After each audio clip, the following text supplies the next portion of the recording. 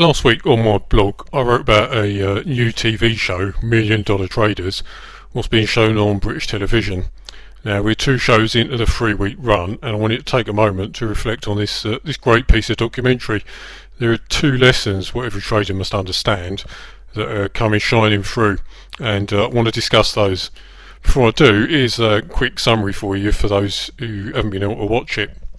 So, London City trader and hedge fund manager Lex Van Dam, and what a brilliant name that is, decided to set up an experiment to see if he could teach anyone a trade. He interviewed hundreds of applicants and finally selected 8 people, and those he chose came from all different kinds of backgrounds. You've got an environmentalist who wants to try and trade only ethical stocks, a soldier, a boxing promoter, entrepreneur, a retired IT consultant, a vet, a student and a shopkeeper. Now, some of these folks are better educated than others, which is important because it relates directly to one of the lessons what this show has so wonderfully illustrated, and I'll come to that in a moment. So the ex-vet, and I'm talking about an animal doctor here, not the army kind of vet, is highly educated and comes from a wealthy family. The retired IT guy spent 40 years working as a computer programmer at IBM, and the shopkeeper studied at university before joining the family business. Then at the other end of the scale we've got the fight promoter, who's got no such privileged education. You've also got the soldier and the entrepreneur, who are pretty much of average education as far as I can tell, and the student obviously is still studying. So the 8 who were picked were given 2 weeks of intensive training by Mr. Van Dam and his team of traders, and they covered all bases including fundamental analysis, technical analysis, trading psychology and all the practical aspects like how to make their Bloomberg terminals work and how to actually place trades.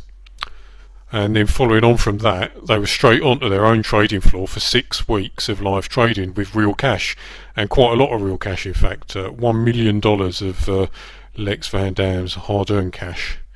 So in the first show, a couple of weeks ago, we saw highlights of the training and the first week of their trading, and as you can probably imagine, the first week was pretty traumatic and they were all over the place. By the end of the first day, if I remember it right, only one of them had actually placed a trade, and by the end of the week they'd all placed trades but they'd all lost money. Then in the most recent episode, the one what was earlier this week, we saw them trading for another 2 weeks, and this is where it gets really interesting because we're starting to see who gets it and who doesn't. Now, depending on your own experience of trading, you might be surprised at the results so far.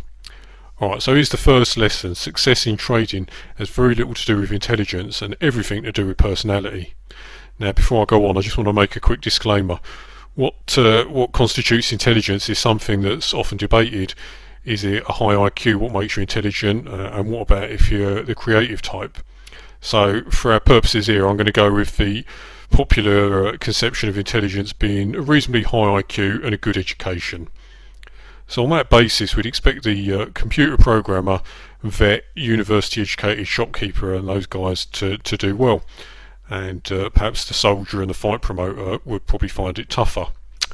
And yet exactly the opposite is true. In fact, Simon, the computer programmer, remember he worked as a consultant for IBM for 40 years, actually ended up walking out halfway through the experiment, just after the end of the 3rd week in fact. He just couldn't do it, didn't suit his personality. And he said, and I'm quoting this as best as I can remember it, "This is the most stressful thing I've done in my life after my divorce." And he was a complete wreck. His results were so bad, he was losing the team more than the winning traders were making all put together. So why would somebody who's apparently intelligent, well educated and used to working with numbers struggle so much with trading? Well, he said it best himself. He said, "I'm used to writing computer programs. Once they're written, either they work or they don't. If they work, they continue to work forever. If they don't, then you find the bugs, fix them, and then the program works and continues to work forever. With this, I keep doing the same thing, but I get different results. Why? Because there are humans involved." Well, Simon, I couldn't have put it better myself.